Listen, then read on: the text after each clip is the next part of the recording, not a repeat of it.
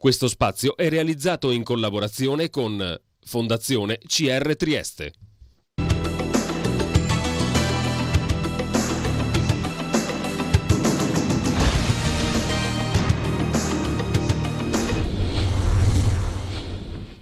Eccoci pronti per un altro appuntamento con Trieste in diretta. Nella seconda parte incontreremo il presidente dell'Armonia Paolo Dal Fovo e l'ufficio relazioni esterne dell'Armonia, ma insomma è un po' un factotum, Sabrina Censchi-Goiak, per parlare della loro stagione estiva e anche di altro. Nella prima parte invece è tornato a trovarci il professor Maurizio De Vanna, che ringrazio per essere nuovamente con noi. Con il professor De Vanna continueremo il nostro, insomma, le nostre chiacchierate, ma partiamo però questa volta da un appuntamento che è in programma dopodomani, venerdì a partire dalle 9 se non mi sbaglio, all'Hotel Savoia, ed è il secondo congresso nazionale dell'Associazione Italiana Lions per il diabete. Il diabete oggi, una malattia sempre più complessa. Mi viene da pensare che abbia scelto lei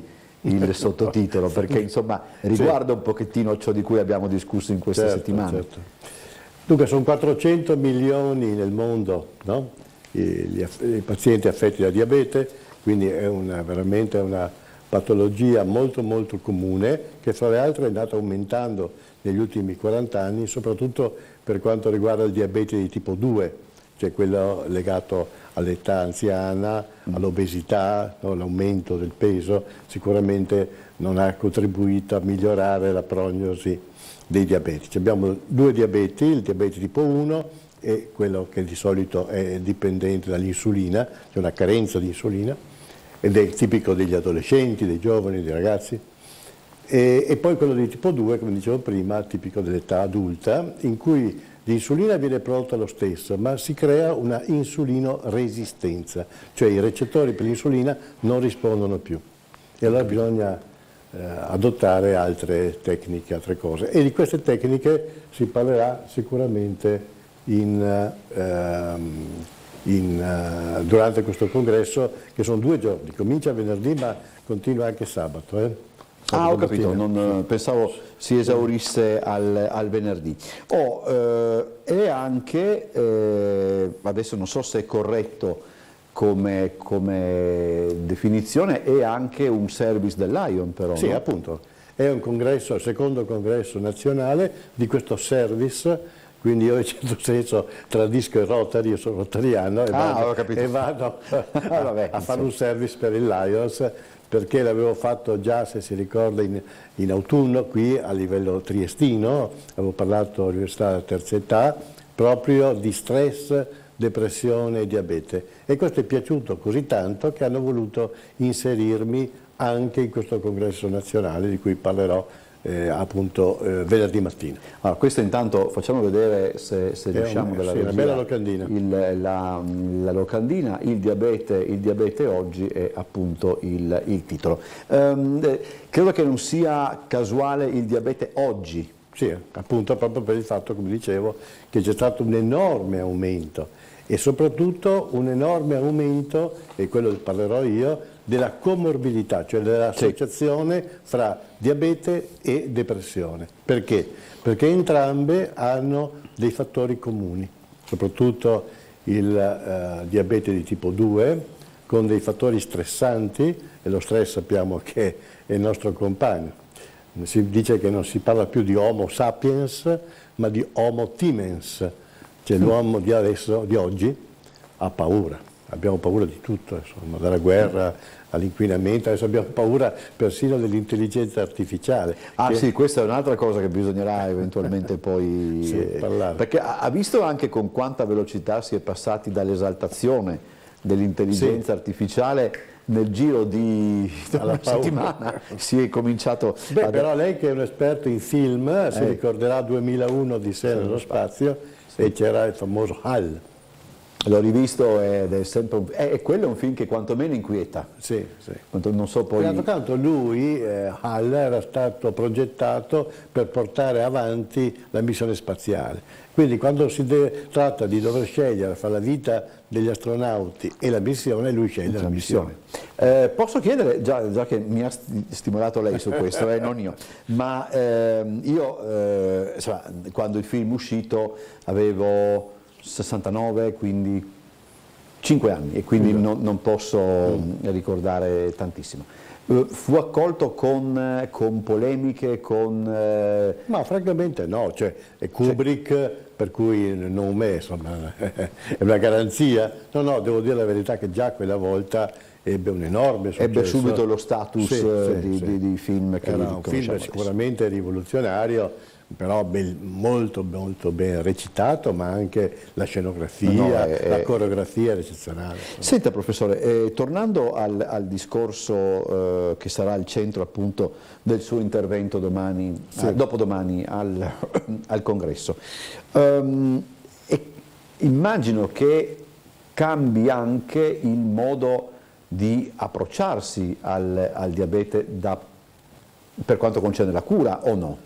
Sicuramente, perché se noi pensiamo che c'è una patogenesi comune sia al diabete e alla depressione, abbiamo già parlato volte fa, che è la base neuroinfiammatoria, c'è una neuroinfiammazione che è alla base della depressione, ma l'infiammazione è anche alla base del diabete di tipo 2 e quindi questo spiega l'insulinoresistenza, quindi sarebbe assurdo trattare con insulina, come si fa invece nel diabete tipo 1, nel diabete tipo 2 non serve dare insulina perché non agirebbe, perché c'è questa insulinoresistenza. E alla base di questa insulinoresistenza c'è un'infiammazione. E lei mi dirà, e da dove parte l'infiammazione? Dall'intestino. Quindi siamo sempre là. Siamo sempre là. C'è una disbiosi intestinale e quindi è importante. Fra le altre, ultimamente, proprio da pochi giorni, è uscito un nuovo farmaco che è un probiotico e quindi come tale a favore della vita e che è per la prima volta sono 20 miliardi per pillola di bifidobatteri adolescentis con un ceppo particolare H209 che produce, è il massimo produttore di acido butirrico, che è il postbiotico, cioè è l'acido grasso a catena corta che ci dà da solo il 15% di tutta la nostra energia, ce la producono loro, i germi, i nostri amici germi, i amici batteri buoni. Senta, quando si parla di diabete c'è quasi sempre il rischio, se non è a livelli diciamo preoccupanti, quasi di, non dico di sottovalutarlo, ma di darlo quasi per scontato, cioè tipo arrivati ad una certa età prima o poi in maniera più o meno pesante te lo scopri. Lei ha ragione di differenziare sicuramente il diabete di tipo 1 che è veramente drammatico, perché avere un bambino, un genitore è terribile, avere un bambino che si deve fare 2-3 iniezioni di insulina al giorno è uno stress terribile per il genitore stesso e in particolar modo per la madre. La madre soffre terribilmente, va incontro anche lei spesso a stress e anche a depressione, no? Nell'età adulta e nella vecchiaia è chiaro che ci prepariamo ad avere delle grane, diciamo, no? Il nostro corpo si deteriora in qualche modo, no? Ecco. Per cui, però dopo si arriva alla politerapia, abbiamo persone che vengono curate e per la pressione, e per il diabete, e per i reni, e per la prostata, e per l'aterosclerosi, insomma si fa venire la cosiddetta politerapia. Cioè ci sono almeno 10-12 pastiglie al giorno da gestire e anche questo è sicuramente una fonte di stress, no? È una malattia sociale? È una malattia sicuramente sociale proprio perché, dicevo, riguarda il 5% della popolazione italiana, per esempio, il che vuol dire il 5% sono 3 milioni. quindi è una patologia sociale molto importante. Non è poco. Ecco. Viene dato per esempio molto la metformina nella persona anziana, che dà effetti collaterali a sua volta, per esempio la diarrea è spesso una complicanza però per fortuna ci sono prodotti nuovi e infatti siccome verranno grandi esperti da tutta Italia a parlarci di questa cosa, io sono veramente fiducioso che sentiremo delle grosse novità. Lei diceva che è molto, specialmente il diabete di tipo 1, comporta delle problematiche particolari quando ne soffrono i bambini. Eccetera.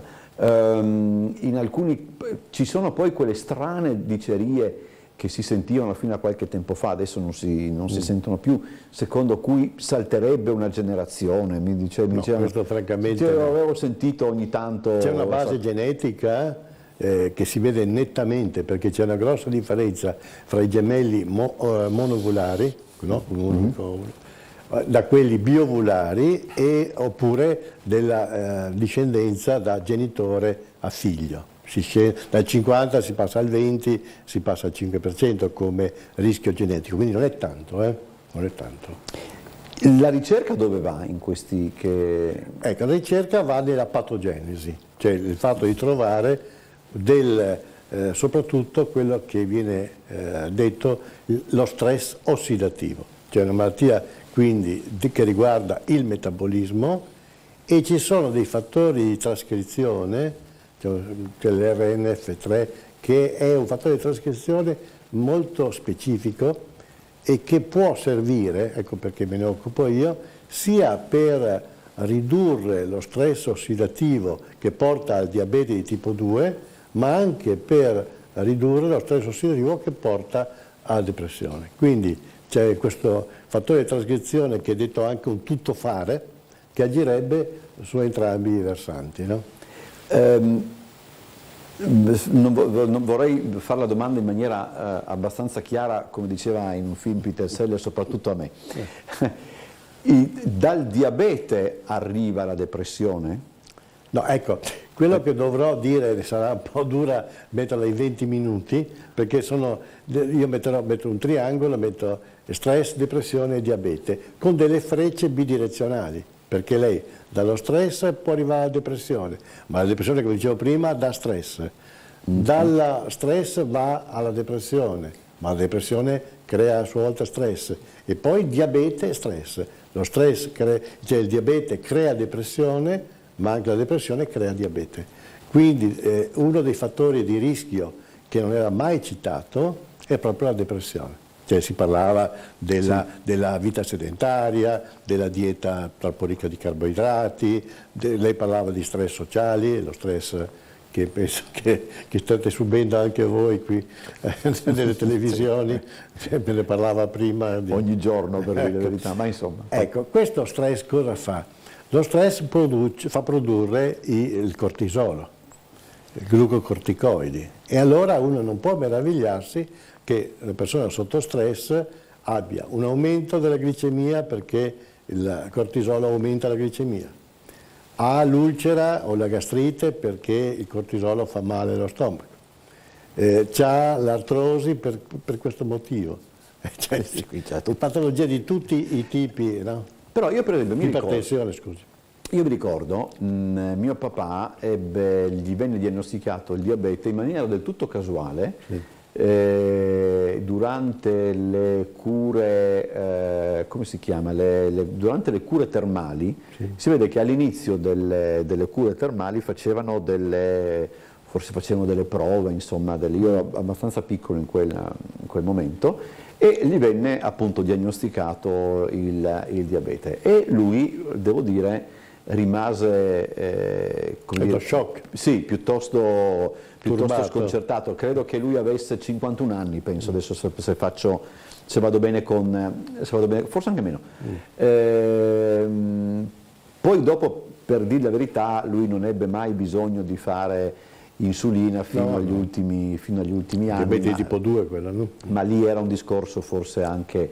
Voglio dire, A me non sembra, ma vado per ragionamenti molto spicci, sì. A me non sembra che lui dopo fosse particolarmente preoccupato o stressato o infastidito da questa cosa. Certamente però il momento della diagnosi per lui fu sì, piuttosto... perché uno pensa, beh, in fin dei conti è soltanto un aumento della glicemia, Sì, non è sì. solo quello. Magari fosse soltanto dover combattere con una glicemia a 140, 150, 200, quello che è, ma sono le complicazioni.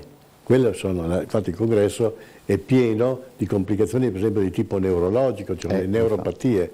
Non parliamo della retina, la retinopatia, io ho visto gente diventare cieca.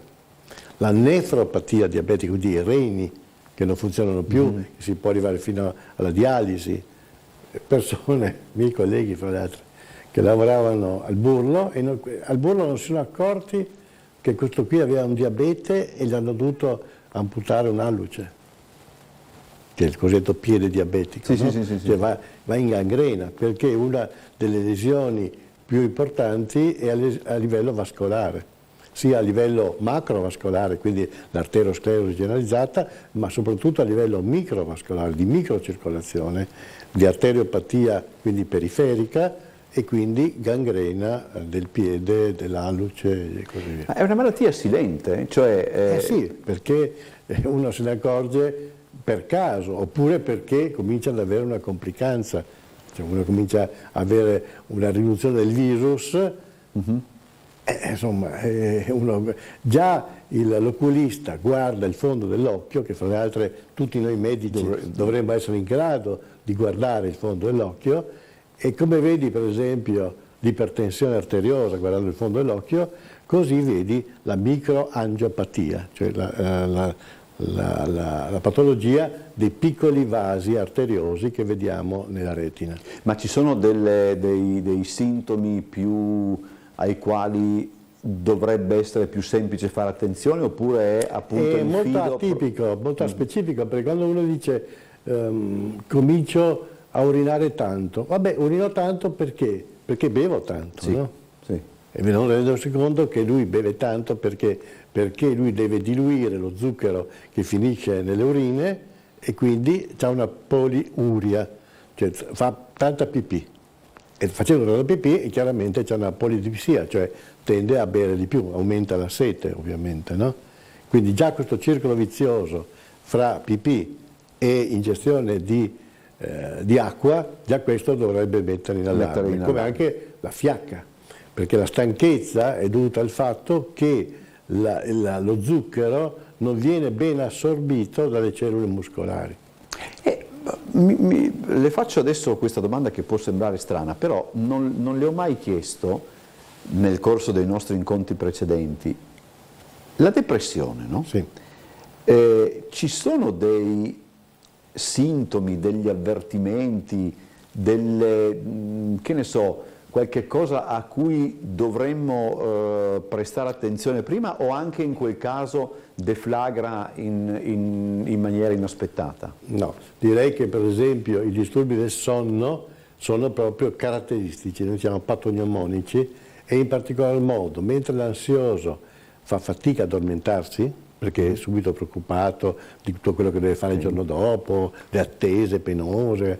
Invece il depresso tende a svegliarsi durante la notte e magari lo addebita al fatto che deve andare in toilette, sì. Ma soprattutto è il risveglio precoce. Un risveglio di 2 ore, è caratteristico, 2 ore prima della sveglia normale, uno è abituato alle 7, qui alle 4, alle 5 si sveglia, sta male perché sta già male, è già angosciato, il momento peggiore per il depresso è la mattina che deve affrontare una nuova giornata e quel risveglio è il risveglio definitivo perché uno non riesce più a riaddormentarsi. Ho capito. E quindi nel risveglio precoce lei può stare sicura che al 99% è una depressione. Ho capito. Quindi questo bisogna fare un... Questo sì, perché poi il resto dei sintomi, allora, il fatto che uno abbia poca voglia, per forza è stanco, no? Non è più motivato, non ha ricevuto dei premi lavorativi che uno si aspettava, per cui si tende sempre ad attribuire cause. Se lei ferma 100 persone per strada, provi a chiedere, lei ha qualche problema?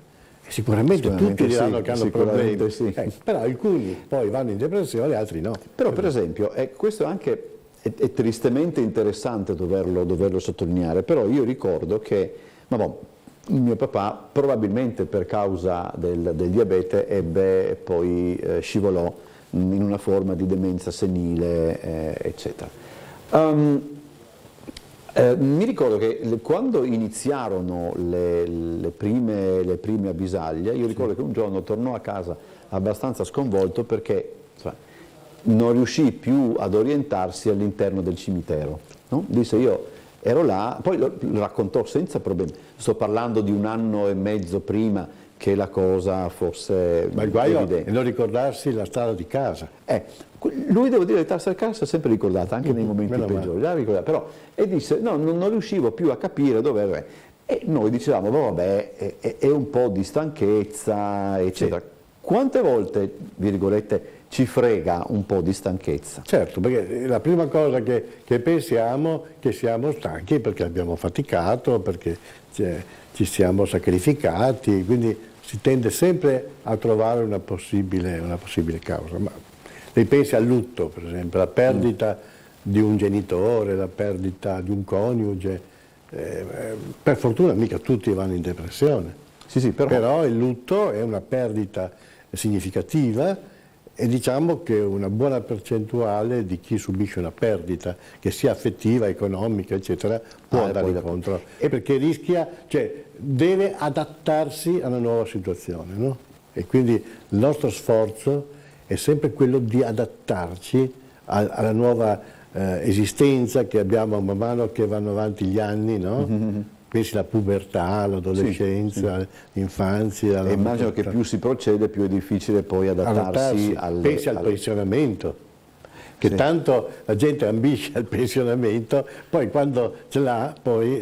Ma adesso la Banca d'Italia hanno detto ieri che si può tranquillamente andare avanti anche oltre i 65 anni, ha detto il governatore della Banca d'Italia. Sì, ma la gente non è contenta perché vorrebbe invece andare in pensione anticipatamente. Insomma, è un'età ragionevole, insomma. Sì, ma poi se uno non l'ha preparata prima la vecchiaia, questo anche e dopo si trova improvvisamente senza arte né parte, insomma. No? Sì, questo bisogna preparare prima anche...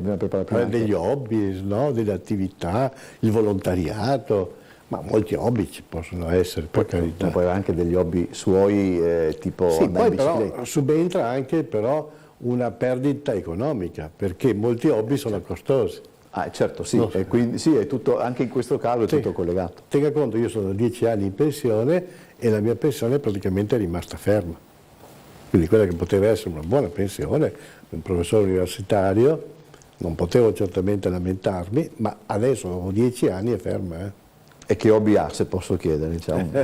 La fotografia mi piace, i viaggi mi piacciono. Poi la vedo spesso a teatro anche. Perché, sì, insomma, il teatro sicuramente. Il teatro non è, diciamo, un hobby costosissimo, ecco, no? No, oggettivamente sono cose che si riescono ad affrontare, no? Quindi uno dovrebbe prepararsi prima. Certo, avere degli hobby, collezionismo, non so, il bricolage, l'aeromodellismo, non so. Ecco. Pensi che io adesso mi secca parlare di mio papà, ma non mi secca, ne parlo sempre molto volentieri, però non vorrei. Però, per esempio, io mi ricordo che il primo giorno di lui, quando lui andò in pensione, lui stette tutto il giorno sul balcone di casa a controllare l'orario dell'autobus che lui guidava, sì. E diceva questo è in ritardo, questo è in ritardo. E al che noi ci eravamo anche abbastanza preoccupati perché se questo è il primo giorno è così, figuriamoci che cosa succede dopo. Dal secondo giorno di pensione lui ogni pomeriggio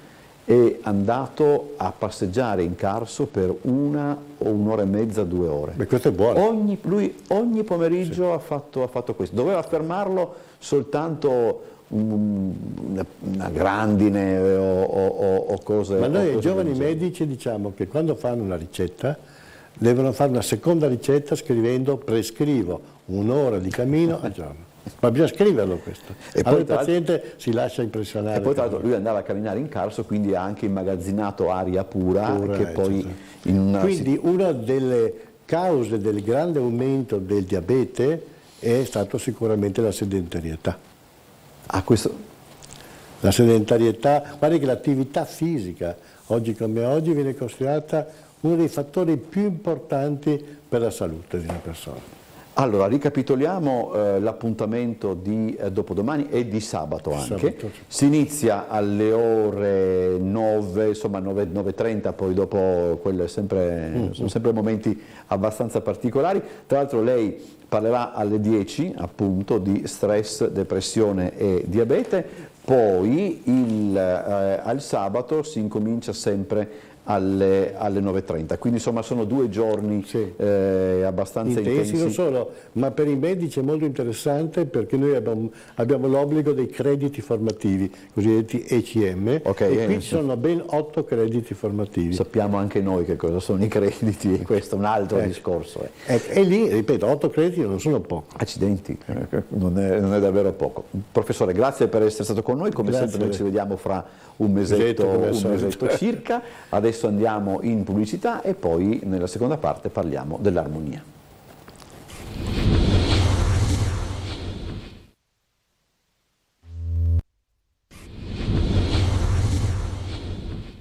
Seconda parte di questa puntata di Trieste in diretta. Come annunciato siamo in compagnia del presidente dell'Armonia Paolo Dal Fovo e di Sabrina Censki-Goiak, che è ufficio stampa dell'Armonia, ma in realtà insomma diciamo è di tutto e di più, insomma, per quanto riguarda Bubez, non è elegante, molto così chic, esattamente. Allora, con loro parliamo di un'iniziativa della stagione estiva che è stata presentata questa mattina in comune, ma anche di un'altra iniziativa che riguarda Armonia. Se dalla regia sono d'accordo, io tanto per risparmiare sulla voce, farei vedere il servizio che abbiamo trasmesso già nel telegiornale di questa mattina e che poi delle 13:20, che poi replicheremo anche questa sera, così intanto vi diamo i ragguagli, come direbbe Mike Bongiorno, sull'iniziativa e poi ne discutiamo. Il gran lavoro che fanno le compagnie dell'Armonia nell'offrire anche degli spettacoli di qualità, quindi adattare anche dei testi importanti in dialetto, e sono tutti elementi che vale la pena di assaporare in quel panorama culturale triestino estivo molto molto vivace.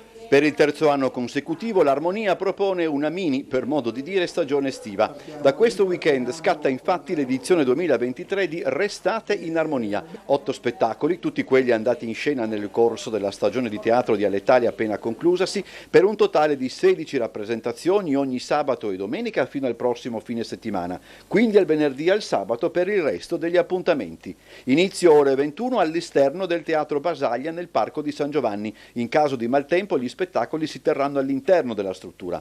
Si alterneranno dunque le compagnie Il Gabbiano, la compagnia dei giovani, gli ex allievi del Toti, Tutto fa Broadway, la compagnia dell'Armonia, le proposte teatrali, quei de Scala Santa e gli amici di San Giovanni. È un buon veicolo il dialetto per trasmettere quella triestinità, quindi la conoscenza anche della storia e delle tradizioni di Trieste, quindi sicuramente è un'offerta culturale rivolta ai triestini, ma perché no anche alle tante persone che arrivano a conoscere la città.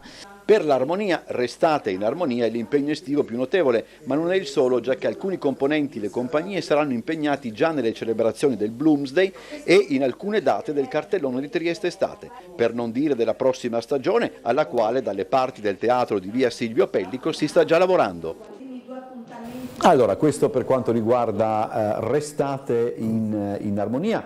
C'è anche da parlare di Radio Armonia, questo magari lo faremo più avanti, ma intanto parliamo di questa iniziativa che è appunto di questa mini stagione, mini per modo di dire, perché insomma in fin dei conti sono 8 appuntamenti. Molte 2 perché 2 serate per appuntamento, 16 serate. Quindi in qualche modo, l'avete anche detto stamattina, recuperate il weekend in meno, adesso detto così, diciamo il fine settimana corto che abbiamo fatto quest'anno al Teatro Silvio Pellico, invece che 6 repliche, 3 per ogni fine settimana, venerdì, sabato e domenica, siamo andati in scena solo i sabati e le domeniche per 2 turni.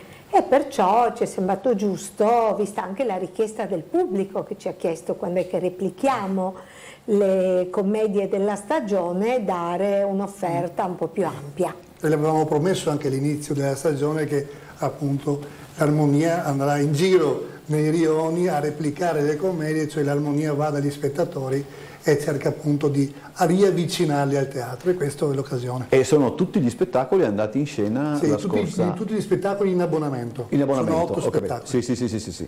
E si parte con, ho sbagliato qua, Le Scalmane, del gruppo teatrale Il Gabbiano. Che tra l'altro Le Scalmane è tratto da Aldo Nicolai, che è un autore italiano molto rappresentato tra l'altro in Gran Bretagna. Sono queste cose folli, per dire la verità, no? Perché magari da noi è poco conosciuto, eccetera, se non per, adesso non mi ricordo il titolo, quello delle panchine, ma non, vabbè, Classe di Ferro, se non mi sbaglio. Sì, come no. Vero? Classe di Ferro. Pare di sì. E quindi insomma si parte questo fine settimana.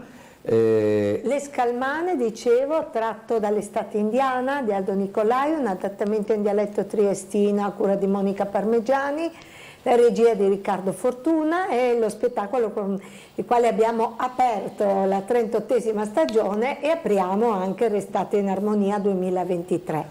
È una commedia brillante, ma anche sentimentale, anche che molto divertente, ma che può far pensare. È ambientata in un albergo dove si va a tariffa ridotta fuori stagione e si arriva però nel periodo dell'estate indiana, ovvero la nostra estate del San Martino, e perciò c'è chi va in cerca di compagnia, chi va per allontanare la solitudine, chi per scatenarsi nel tango, chi ancora per, insomma ci sono tante le motivazioni di questa vacanza, e dove non mancheranno i colpi di scena. E Sabrina in scena. Eccola lì. Lei.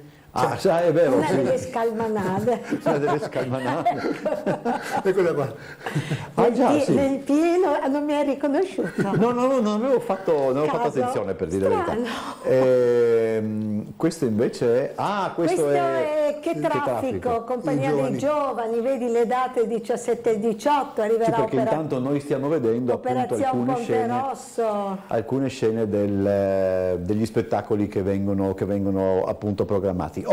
Ricordatevi che l'appuntamento è alle 21 e nei primi 2 fine settimana, qui è un po' complicato, nei primi 2 fine settimana gli spettacoli si tengono il sabato e la domenica. Negli appuntamenti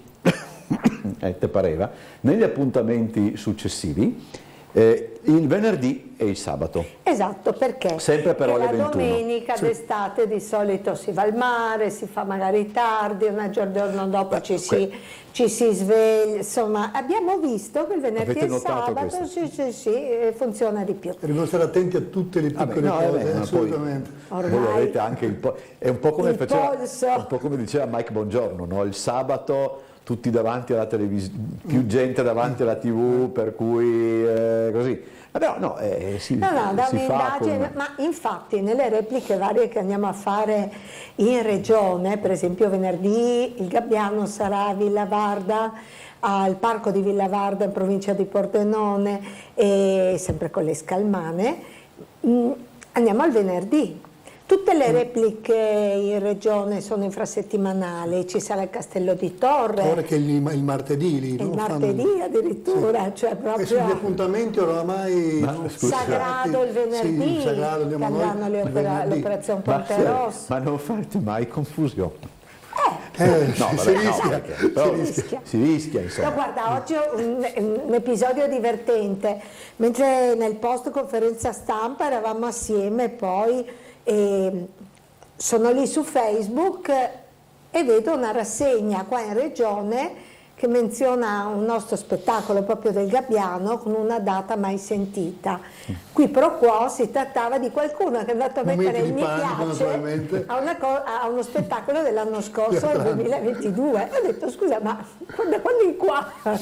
È così, perciò si può cadere così in errore E quando cado io in errore ammetto sempre che ho sbagliato, di più di così non ce la faccio. No, è come l'altra settimana, non so come mai, nella chiesa dove di solito vado io non c'era il prete. E quindi si vede che si era confuso, non lo so, vedi, non c'era. Sbaglia giorno. Sbaglia giorno, insomma. Vabbè. Allora, questa Restate in Armonia, ricordiamolo anche, non fa parte di Trieste Estate, no. Benché però ci sia anche l'egida del comune, tant'è vero che la presentazione che abbiamo visto si è svolta in sala giunta del comune. C'è il patrocinio del comune di Trieste, ma noi ci muoviamo al Teatrino Basaglia grazie alla concessione dell'ERPAC FVG, che è un ufficio regionale che si occupa di gestire alcuni palazzi appunto di interesse storico eccetera, ai quali c'è questo teatrino che, come parlavamo prima, ha una particolarità. Si apre totalmente il fondale a fisarmonica ed d'estate, con un proscenio in pietra storico esterno, e si fa teatro all'esterno, vero? E la platea viene allestita dall'altra parte. Al contrario. In caso di maltempo, c'è successo l'altro anno. Prima replica, tempo meraviglioso, seconda pioveva, e si sono girate le scene, rifatti puntamenti in luce, e perciò comunque saremo in scena all'interno del teatrino. Questo è anche, come dire, anche un sollievo, immagino, sì, no? Perché sì. delle volte io non voglio nemmeno immaginare appunto che cosa succede quando magari la giornata è splendida fino alle 8 di sera, sì, e magari poi dopo o anche nel frattempo arriva al trappeggio. E poi anche cosa si fa? Cosa non si fa? Sì, dalle 4 del pomeriggio vado o non vado, anche montiamo o non montiamo, e qualche volta è arrivata la che pioggia, con l'acqua rovina mixer. Ricordiamo al certo, castello di San Giusto, al bastione coi Toti si è presa 5 minuti dopo il diluvio. Scala Santa invece al giardino pubblico fu veramente tromba d'aria. È perché il giardino pubblico non si può recuperare, perché è piccolo, l'altra... No, è chiuso. È chiuso addirittura. E poi invece dobbiamo anche ringraziare la Fita Wilt, perché la nostra attività si svolge comunque nell'ambito dell'attività del progetto L'Armonia Teatro Amatoriale, e con il sostegno di fondi regionali tramite la Fita Wilt FVG. Ok, allora su questo abbiamo detto quasi tutto, insomma ci sono dei penso che sul sito tra l'altro l'ingresso ultra popolare, certo, a 8 euro, gli under 15 5 euro, dunque e la prevendita, vogliamo parlarne? Sì. La prevendita si svolge al Ticket Point ed è giusto in questo periodo ricordare che il Ticket Point si è spostato, lo troviamo in Galleria Rossoni in Corso Italia numero 9. E però oltre che la prevendita al Ticket Point abbiamo anche la prevendita online sul sito www.biglietteria.ticketpoint.trieste.it. Sul vostro sito si può poi anche andare a prendere le notizie, è molto attiva la pagina Facebook, Instagram, quindi insomma per notizie si trovano. Per altre cose ricordiamo appunto che il primo è le Scalmane. Chiude questa rassegna con? Qualche volta i sogni degli amici di San Giovanni, 25 e 26 di agosto. Diciamo che gli appuntamenti sono grosso modo, perché poi diciamo a parte questi due che sono a una settimana di distanza l'uno dall'altro, gli altri sono un po' sfalsati, ma insomma sì, sabato, fondamentalmente. in giugno c'è il debutto il sabato 10, sabato 17 e venerdì 30, poi in luglio il fine settimana del 14 e 21 e 28, e poi apriamo agosto il 4 e il 5, lo chiudiamo il 25 e il 26. Diciamo insomma sono sparsi questi appuntamenti durante l'estate, ma poi non è escluso che magari di qualcuno anche si parli. Saremo presenti a Trieste Estate al Museo Sartorio. Ecco, questa è l'altra cosa di cui volevo parlare, nel senso che anche Trieste Estate vi vede protagonisti al Museo Sartorio. Al Museo no? Sartorio. Saremo presenti. Fa parlare lui un attimo. Ma prego. lei è la nostra agenda che sta facendo il computer. Per i Tutta dati- memoria, pazzesca. Sì. Io sbaglio, qua lei per no. questo. Io sbaglio leggendo abbiamo il anche lei, 28 memoria. di luglio Quete Scala Santa con Machisec e Copacchi e il 10 d'agosto la Compagnia dell'Armonia con Sottobanco. E Bloomsday, e avremo le colazioni alla Terrazza dell'Adriaco 16, 17 e 18 giugno con la Compagnia Amici San Giovanni in collaborazione con Artesan, e alle ore 9 del mattino colazione vera e propria, però bisogna prenotarsi, sul sito trovate tutte le informazioni, e poi invece in serale il giorno 16 giugno ci sarà l'appuntamento al Giardino del Museo Sartorio alle ore 22 con un adattamento di Circe dall'Ulisse di James Joyce. Perché quest'anno diciamo, Bloomsday è focalizzato proprio su questo capitolo dell'Ulisse. Questa attività del Bloomsday è seguita particolarmente, promossa da Giuliano Zanier con la sua compagnia, collaborazione sì, certo. Allora, ma non è finita. No, perché? Tra un po' presenteremo il Festival Aveninchi Estate. Certo. Ne vogliamo parlare? Come no? Come no? Ormai qua... Ecco, lei. per questo, al Comune di Duino Aurisina ci saranno 3 appuntamenti, presenteremo più in là, però era importante ricordarlo, dal 24 di giugno. Dal 24 di giugno. Mi taccio. Tutte queste iniziative il fatto appunto che partecipiate a Bloomsday, partecipate a Trieste Estate, eccetera, e insomma l'assessore Tonelli questa mattina lo ha in qualche modo fatto capire, significa che intanto che il vostro lavoro è riconosciuto, ma desumo anche per voi un'assunzione di responsabilità. Sì, e aggiungerei una cosa, e riprenderei un pensiero della Serena Tonelli questa mattina, che ha detto che è rivolto sì ai triestini, ma perché no, anche la parte turistica, chiaramente italiana e triveneta soprattutto. Ed è una riflessione molto particolare, molto attenta su questo argomento, perché è una cosa che ne abbiamo parlato anche all'interno dell'Armonia nei consigli direttivi, di veramente focalizzare anche allo spettatore non di Trieste, che è qui magari qualche giorno, e fargli capire, fargli vedere, sì, la commedia triestina, ma anche lo spirito triestino, c'è l'essenza del pensiero triestino, questa parte che magari può essere interessante e curiosa per un turista. Da questo noi avevamo presentato al Comune già per quest'anno, ma una serie di cose non è riuscito a passare il progetto adesso possiamo anche anticiparlo perché è ormai un saghetto di Pulcinella, giochiamoci questa carta.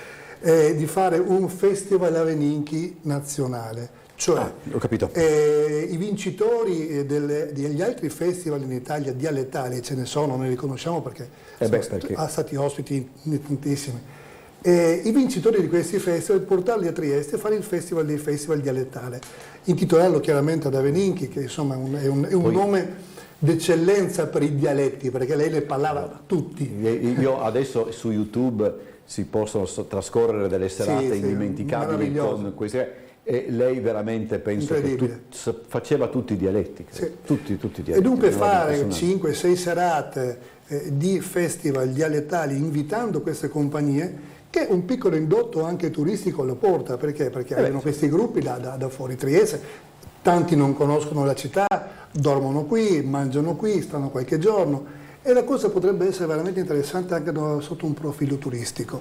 E d'accordo proprio anche la vice sindaco in questo caso, e assessore Serena Tonelli, che gli piaceva molto questa idea, e riproponiamolo, che vediamo di concretizzarlo. Insomma. Ok, allora, però io torno su questo, cioè sentite, immagino, anche la responsabilità come dire, della fiducia che in voi viene investita. C'è una responsabilità indubbia, proprio l'ultimo consiglio direttivo, oggi questa sera ne abbiamo un altro, ma l'ultimo, un mio pensiero è stato questo, cioè attenzione, la qualità ci deve essere assolutamente. Perché Lo spettatore paga il biglietto prima di entrare, non sa cosa vedrà. Non è ad esempio una galleria d'arte, uno entra, guarda, gli piace un quadro, non gli piace, esce, va via, finita lì. No, qui paga e paga in anticipo. È veramente una responsabilità importante presentare la qualità e deve essere proprio rigorosa questo pensiero della qualità. E le compagnie lo sanno, le nostre compagnie, perché io dal primo giorno di presidenza ho iniziato veramente a rompere le scatole proprio su questo argomento. Sì. Ragazzi, qualità. E chi è un po' indietro, può essere in difficoltà, alza la mano, chiede agli altri, datemi una mano, perché siamo un bel gruppo, siamo una bella famiglia che sta funzionando, perché effettivamente Armonia è quasi 40 anni ormai. Faremo il 39esimo cartellone il prossimo anno, poi ci sarà i 40 anni. Insomma, vuol dire che per tenere tutti questi gruppi assieme non è facile. Anche per voi quando c'è 04 significa compleanni tondi. Insomma. Anche per me, vabbè. Festeggeremo assieme. Sì, il prossimo... io quest'anno il tondo, non dico quando. Una cinquantina. Sì, più 10. Vabbè. Allora, intanto chiedo anche scusa dalla regia, ma siccome ogni tanto abbiamo problemi con il nostro orologio, quanto tempo abbiamo ancora a disposizione, se me lo comunicate, così mi regolo meglio. Parliamo di questa cosa della radio allora. Già. Dove mancava che quello, uno potrebbe dire. È un'idea già nata durante il lockdown, è stato fatto già un primo esperimento e poi invece, Paolo, infatti lascio la parola a lui. Ma durante un'intervista radiofonica con Biagio Manino, che oltre ad essere un giornalista, è un amico dell'Armonia su Radiodiffusione Europea, e un giorno chiacchierando ho detto, vi do un po' di spazio, cosa si potrebbe fare? No? 10 minuti, 15 minuti alla settimana, vediamo poi. E perché non facciamo una registrazione di commedie o di sceneggiati come si faceva un tempo? L'idea non è male. Presa al volo, abbiamo coinvolto Chino Turco che ne ha curato le regie e anche la direzione artistica. Abbiamo trovato il testo, l'ho trovato io, che è un testo di Dante Cuttin, I nostri reci, che in realtà sono 11 episodi di questo racconto, di questo diario in realtà, perché è il diario dei nonni dei protagonisti, e questi due ragazzi leggono appunto il diario di questi nonni di 40-50 anni prima. Ed è molto carina l'atmosfera che si crea, perché è proprio tipicamente triestina. Nel profondo, proprio nell'essenza, oltre che nel parlato, ma proprio nell'essenza della triestinità. E dunque abbiamo registrato questi 11 episodi, grazie anche a Radioattività, a Paolo Agostinelli che ci ha dato una mano tecnica, perché il problema nostro è dove registriamo, perché poi non siamo... Ci ha ospitato, infatti oltre che un progetto di radiodiffusione europea è diventato un progetto anche di radioattività, ha fatto un lavoro di regia radiofonica e post-produzione molto importante. Sì, perché vuol dire, può sembrare roba da niente, però no, anche anzi ha inserito rumori, musiche, cioè la cosa. E gli 11 episodi sono pronti, partiranno domani mattina. Dove questo? Giovedì, allora ci sono varie programmazioni. C'ho l'appunto.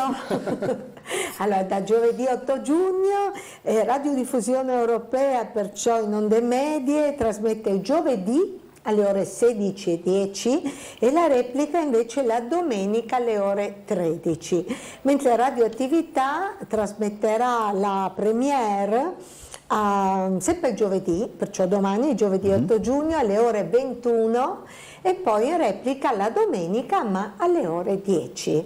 Al termine della messa in onda saranno disponibili anche i podcast sui siti con le 11 puntate e c'è la possibilità anche di seguire in streaming col computer, perciò... E ci fa piacere la replica della domenica per ricordo il Campanon, no? Sì, difatti.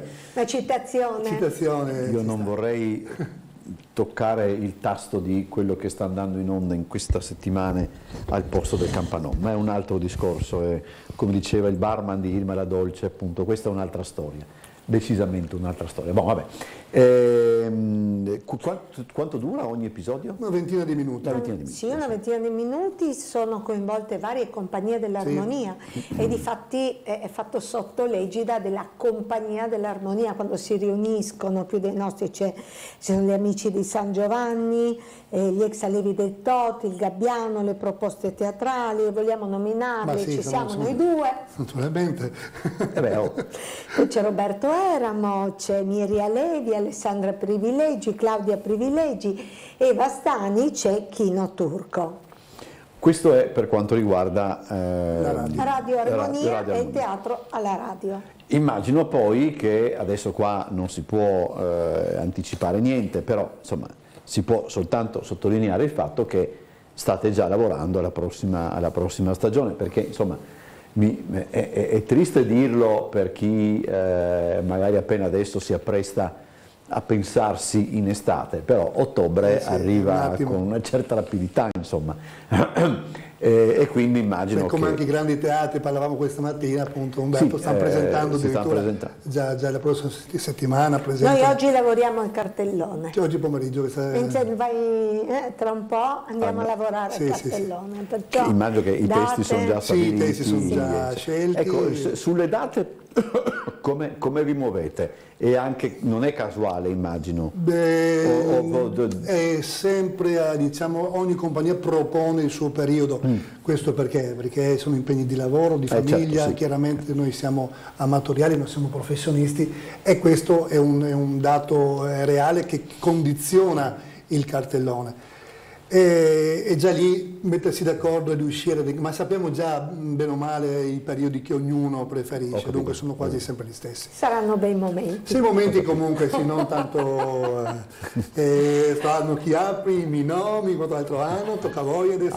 Quindi c'è uno si segna anche questo anno del prossimo. Sì, però dai, ci sta, insomma, si fa. La formula è quella consueta. Sì. Cioè, nel senso... Ci stiamo lavorando. Sì. Guarda che non fate quante giornate di messa in scena, ho capito. Quante repliche ci stiamo lavorando. Probabilmente, questo possiamo già annunciarlo, ci saranno 10 commedie in abbonamento.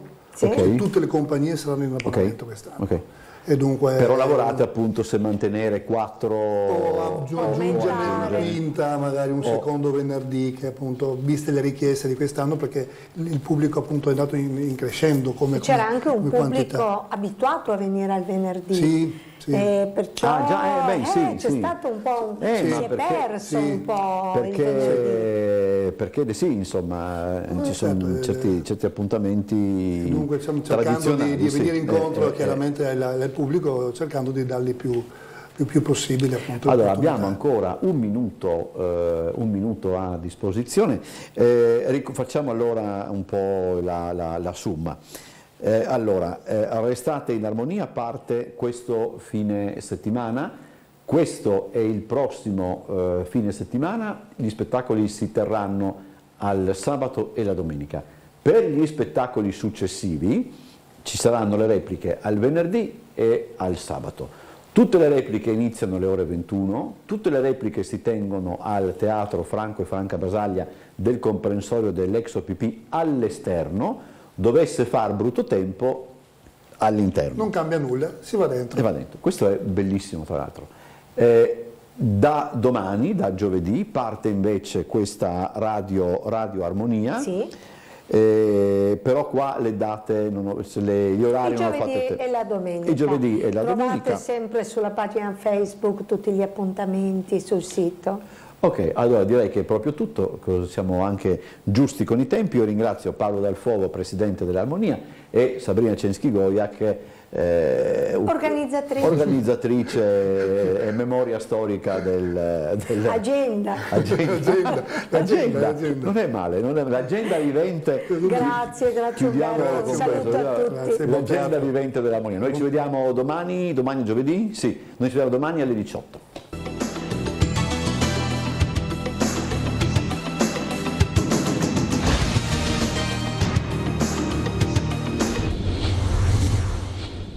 Questo spazio è realizzato in collaborazione con Fondazione CR Trieste.